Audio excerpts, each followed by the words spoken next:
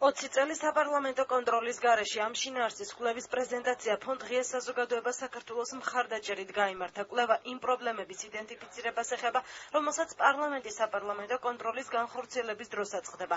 პრეზენტაციას პარლამენტის თავმჯდომარესთან ერთად არასამთავრობო ორგანიზაციების წარმომადგენლებიც ესწრებოდნენ. კვლევის ავტორებს ეთანხმებიან საკანონმდებლო ხელისუფლების წარმომადგენლები და აცხადებენ, რომ საპარლამენტო კონტროლი ნამდვილად არ არის ეფექტური და პარლამენტის ძლიერი მხარე. იმისთვის, რომ ჩვენ გყავდეს ანგარიშვალდებული საგამოძიებო ორგანოები და საპოლიციო უწყებებმა არ ჩაიდინონ კანონმოქმედებები, აუცილებელია დემოკრატიული კონტროლი განხორციელდეს ამ უწყებებზე. დემოკრატიულ კონტროლს, რა თქმა უნდა, პირველ რიგში ახორციელებს პარლამენტი. ეს საპარლამენტო კონტროლი და ეს მექანიზმები რო გახდეს ეფექტური, სწორედ ამას ეძღვნებოდა ეს ღონისძიება და ამ კუთხით გადასარგებელ ნაბიჯებზე იყო, ესე ვთქვათ, მსჯელობა დღის განმავლობაში.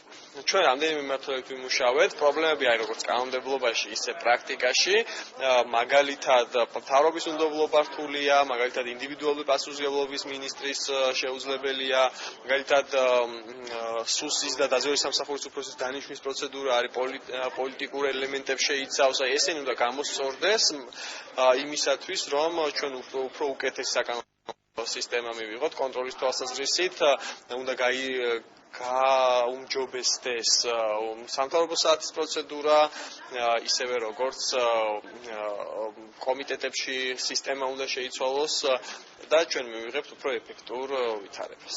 საპარლამენტო კონტროლი არის ერთ-ერთი უმთავრესი ინსტრუმენტი მართლობის სისტემის ეფექტური ფუნქციონირების. აქედან გამომდინარე სამუშაო ძალიან ბევრია იმისათვის, რომ ამ კუთხით გაძლიერდეს პარლამენტი.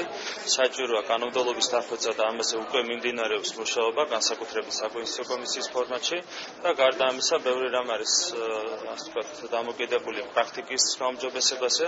ჩვენ გვმართებს ძალიან სერიოზული თანამშრომლობა საპარლამენტო სუბიექტებს შორის. პრაქტიკა დაიფუძოს და მე დარწმუნებული ვარ, რომ მომდევნო 4 წლის განმავლობაში გვექნება ძალიან სერიოზული მიღწევები ამ მიმართულებით.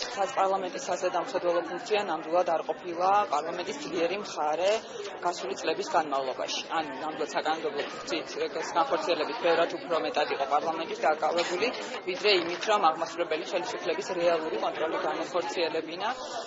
მე ვფიქრობ, რომ განსაკუთრებით საპარლამენტო სისტემის გაძლიერებასთან ერთად, რაც საკონსტიტუციო კომისიის ფარგლებში ხდება, მნიშვნელოვანი არის, რომ ჩვენ გავაძლიეროთ ასევე საპარლამენტო კონტროლიც. ეს არის აუცილებელი იმისთვის, რომ არსებობდეს დაბალანსების და გაწონასწორების შესაბამისი სისტემა ქვეყანაში. სამწუხაროდ ეს სცენი, რომელიც ქართულ სახელმწიფოებრიობა რამოდენიმე ათეული წლის განმავლობაში, ბოლო წლებში ჩვენი პარლამენტში ყოფნის დროს ვერ აღმოიფხვრა, ვერ შესუსტდა.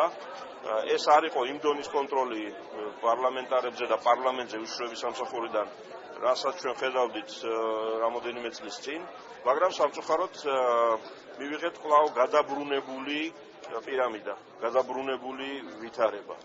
ასე რომ საჭიროა ძალისხმევის გაერთიანება იმისთვის, რომ უშიშროების სამსახურები, სახელმწიფოს უსაფრთხოებაზე მობილიზებული სამსახურები მთავრობის უსაფრთხოებას არ ემსახურებოდნენ. ეს არის ძირითადი პრობლემა.